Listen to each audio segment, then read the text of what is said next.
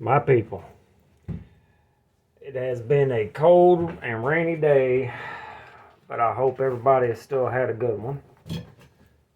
Alright, as usual, make sure you check out redhillcutlery.com and then my friends over on YouTube, Satu Dave and Timbo437 and My Bad Adventures. Also, hit the like button. It's right down there, right there, down there. And if you do, you will automatically be entered to win a Class C charging cord that no longer works. Subscribe, share. We have a 500 subscriber giveaway going on. It's about 3 or 4 videos previous to this one. I'm at like 441 subscribers. I really don't want to run this until I get to 500 because that's what I said I wanted to do. It shouldn't be that hard to get another 60 subscribers, guys. So if you can help in any way by sharing or asking around some of your friends that are interested in knife content, that would be greatly appreciated. I would really appreciate it so we can get there and get somebody lucky winner some free stuff. If you would like to donate to the channel, you can find the info to do so in the description. All donations will be used for knives, for content, and then I will give those knives away to you guys. And there's also a link for Patreon in the description if that interests you in any way. That would also be appreciated. I would like to thank all my Patreons, patrons, Jeremy, Thomas, Tom, and David. And also, some of these knives that I'm showing today are from a patron, and then the couple of the others are from Satu Dave, so I want to thank them as well. Today's sticker, Thug Life, that's pretty rad. I'm going to put that right down here. Probably can't see it in frame, but that's all right. All right. Also, I make strops, so if you're in the market for a strop, I do 2 for $40, and that is shipped. They are handmade using calf or kangaroo leathers and quality wood, dense wood that won't warp or bend. And I do a set of 2 for $40 shipped, and I will also put compound or diamond emulsion on there for you if you like. All right, we got through all that. So today we're going to talk about 5 discontinued knives that you should absolutely seek out on the secondary. As far as I can tell, I've looked around on the internet. None of these knives are available anywhere in the regular knife dealers, but I do see them all the time on the secondary market on Facebook and blade forums and stuff like that. All right. Some of these are expensive, some are not, but they're all basically obtainable if you go out and look for them. And in my opinion, they are worth going out to look for. First one is going to be, the steel wheel Shaula. I don't know any other way to say that. Anyway, this is the only budget knife, or in my opinion, budget knife in this list. This is a bearing flipper, D2 blade, deep carry pocket clip, actual G10. The grind lines are good. The action is fantastic. And my favorite part about this knife is they use some good standoffs. I think that's cool. They used 3 here for some reason. I don't understand why. But for a $50 knife, when this came out, it was 50 bucks. So on the secondary, since this isn't something super out there, I think you can get this knife for 25, 30 bucks on the secondary. And they made a crap ton of them. But it is now discontinued and gone. But it has skeletonized liners. Very well made. Very well made. Good action. Flipper only. That's really the only bad thing about it. But for a budget flipper, you can't go wrong. And it's discontinued for some reason. But I kind of like it. Next one, actually the next four, we're going to get up into the higher territories of cost. But the cost on the secondary should not be crazy on most of these. First one is going to be the Wii Knives Wisp. This is an S35VN flipper only frame lock with a 2.25-ish inch hollow ground S35VN. That's the only part I don't like about this knife. It's S35VN. And for $250, whenever this was for sale, it's a little high in my opinion, especially when they use 20 CV and M390 on most of their knives in this price range.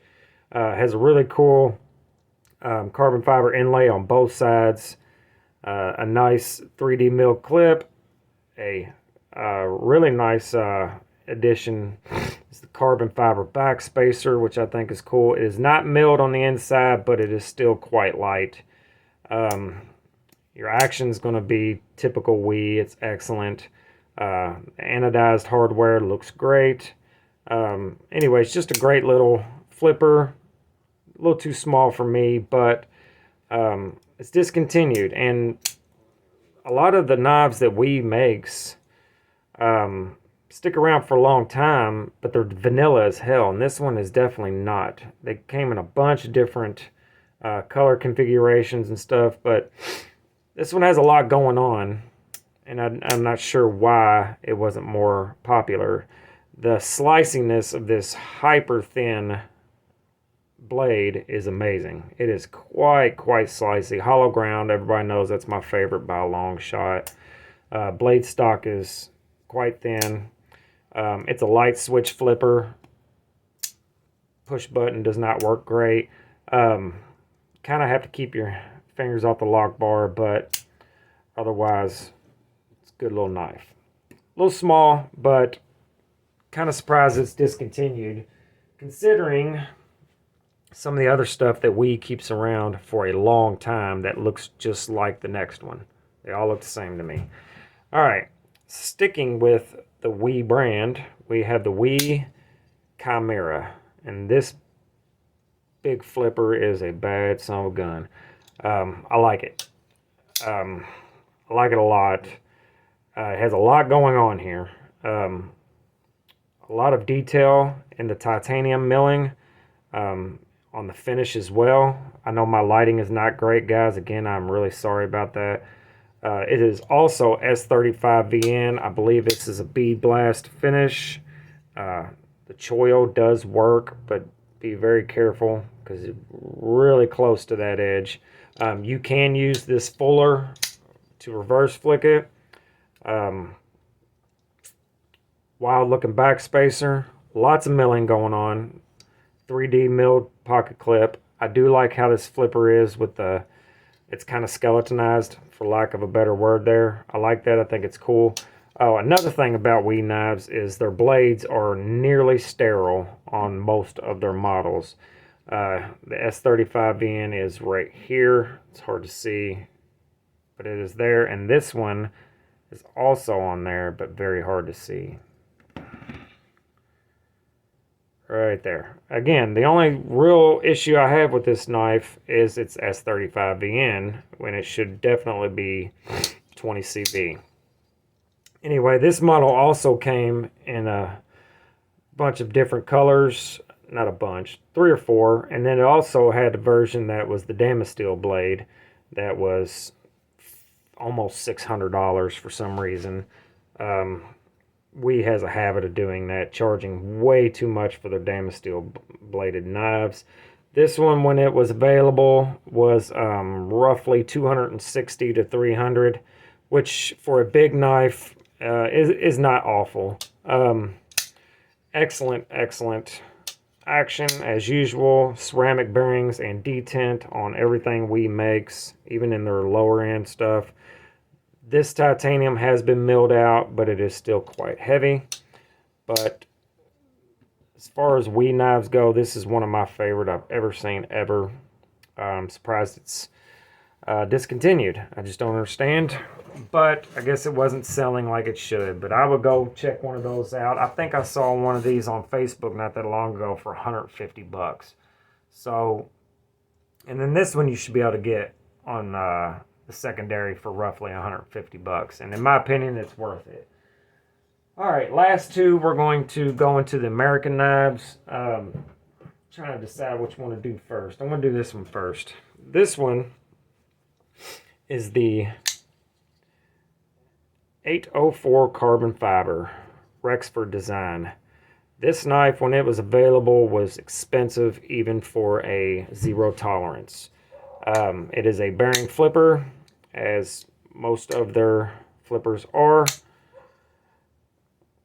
20 CV blade, nearly 4-inch blade. This is an aftermarket pocket clip. Titanium frame lock. Does have the insert in it. Just a great all-around flipper that has a very useful blade shape.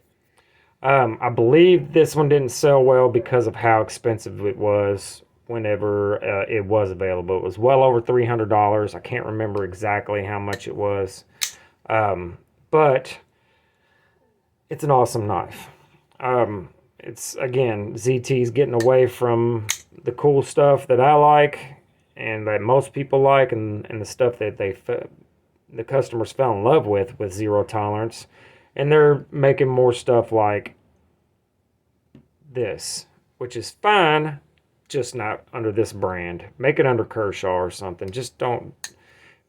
Zero tolerance needs to be big, bulky, and it needs to match what they put on the box, which is there's a real beast inside. Anyway, wish they wouldn't have discontinued this. You can find these on the secondary. They're still kind of expensive because apparently there's not as many of these made as most other models, but you should still be able to pick one up on the secondary for $250 to $300, I believe. And one more zero tolerance, one of my favorite ZTs ever, and this is the 850 carbon fiber. It's a Sinkovich and also Rexford design. It is a frame lock, well, kind of a frame lock. I'll explain that in a second. Full carbon fiber all the way around. This wild backspacer.